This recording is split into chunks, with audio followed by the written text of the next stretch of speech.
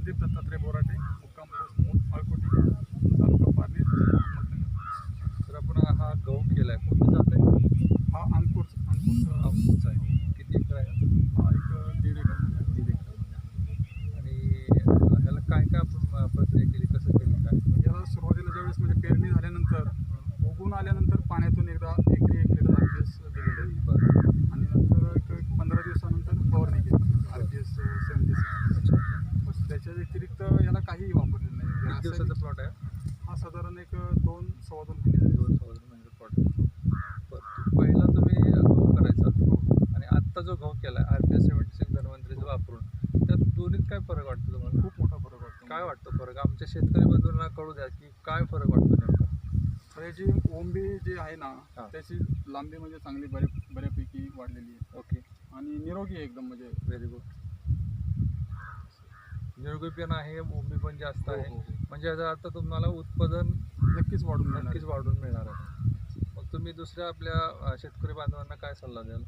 सर्वांनी वापरून पाहिलं पाहिजे. म्हणजे पाहण्यापेक्षा नक्कीच वापरलं चांगलं. त्याला आम्हाला तर रिझल्ट मिळालेलाच आहे. तुम्ही किती दिवसापासून वापरताय? आम्ही आता 3 वर्ष झाली. 3 वर्ष झालं वापरताय. या 3 वर्षात तुम्ही सलग धन्वंतरीचे उत्पादन वापरताय. हो. RPS 76 असू द्या, बॅक्टेरियाचे असू द्या, बाकीचे अजून कुठली वापरलेत? हो. हे नाव सांगू शकता? स्टिकोरिच, स्टिकोरिच, सिल्कोरिच, सिल्कोरिच, फ्लोरोरिच. फ्लोरारिच. बरोबर. ही सगळी तुम्ही उत्पादन वापरताय. तर हे उत्पादन वापरून तुम्ही समाधानी तर आहातच. हो, हो, प्लस दुसऱ्यांनी वापरावं असं तुम्हाला वाटतं. हो. बरोबर आहे. तर हे सगळं म्हणजे हे जे बनवलं आहे, ज्या टीमनी बनवलं आहे, त्या ॲग्री टीमचं पण आपण धन्वंतरी टीमचं पण आभारी आहोत. आणि तुम्ही वापरलं, तुम्हाला चांगलं रिझल्ट आलं, त्याबद्दलही आम्हाला समाधान आहे. त्याच्याबरोबर बाकीच्या शेतकऱ्यांना याचा फायदा मिळावा, त्यासाठी हा आपण व्हिडिओ काढतो आहे. ओके. तर हा video Dhanvantari distributors private limited ह्या कंपनीतर्फे आपण काढत आहे.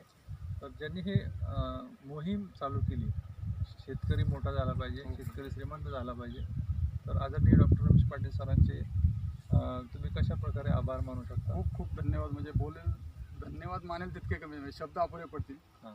असं नाही का. म्हणजे खूप खूप धन्यवाद त्यांना सर्वांना. तुम्ही खूप समाधानी खूप समाधान. आणि दुसऱ्यांनी वापरावं ही तुमची पण इच्छा आहे. Thank you very much sir. जय धन्वंतरी. जय धन्वंतरी.